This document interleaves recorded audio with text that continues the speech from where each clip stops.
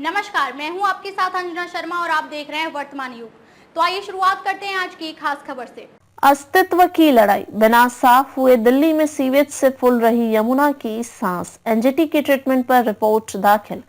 दिल्ली से निकलने वाले सीवेज की तुलना में यहां इसे शोधित करने की क्षमता कम है। बगैर साफ किए सीवेज सीधे यमुना में मिल रहा है।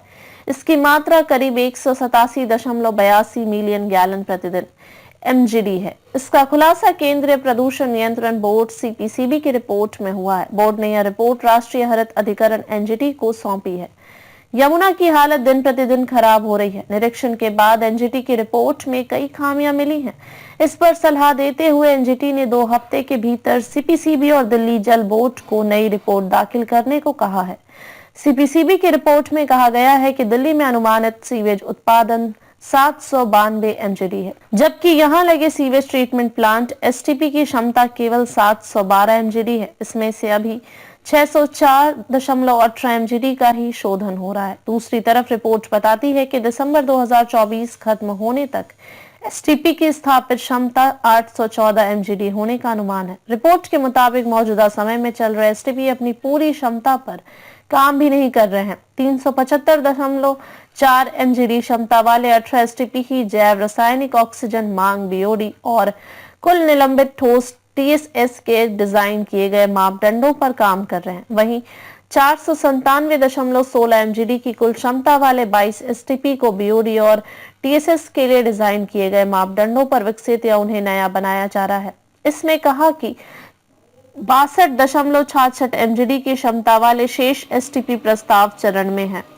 दूसरी तरफ नजफगढ़ नाले के छोटे छोटे शोधन प्लांट लगने हैं। इस तरह के 40 प्लांट की क्षमता 92 एमजीडी होगी। अदालत यमुना नदी के किनारे दिल्ली जल बोर्ड डीजेबी की तरफ से स्थापित एसटीपी के खराब प्रदर्शन से जुड़े मामले की जांच कर रहा है। अदालत ने कहा, डीजेबी की रिपोर्ट में फीकल किलोफॉर्म के संदर्भ में एसटीपी के उपचारित अपशिष्टों की विश्लेषण रिपोर्ट का भी खुलासा नहीं किया है। ऐसे में अदालत ने सीपीसीबी और डीजेबी को निर्देश किया कि वे उपरोक्त सुझावों को ध्यान में रखते हुए 2 हफ्ते के अंदर आगे की रिपोर्ट दाखिल करें।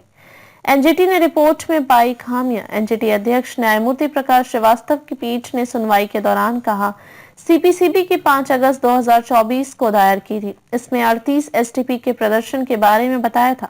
वहीं सीपीसीबी की हालिया रिपोर्ट और कार्रवाई रिपोर्ट की एक साथ जांच की है। इसमें कई खामियां सामने आई हैं। डीजीपी या इसे संचालित करने वाली निष्पादन एजेंसी और सीपीसीबी की तरफ से कमियों को जल्द दूर करना चाहिए। साथ ही पीठ के सुझाव पर अमल करना चाहिए। पीठ में न्यायिक सदस्य न्यायमूर्ति अरुण कुमार त्यागी और विशेष सदस्य डॉक्टर ए सेंथिलवेल भी शामिल थे। खबरों में अब तक के लिए बस इतना ही। फिर होगी आपसे मुलाकात कुछ ऐसी ही खास खबरों के साथ। तब तक के लिए नमस्कार और देखते रहिए वर्तमान युग।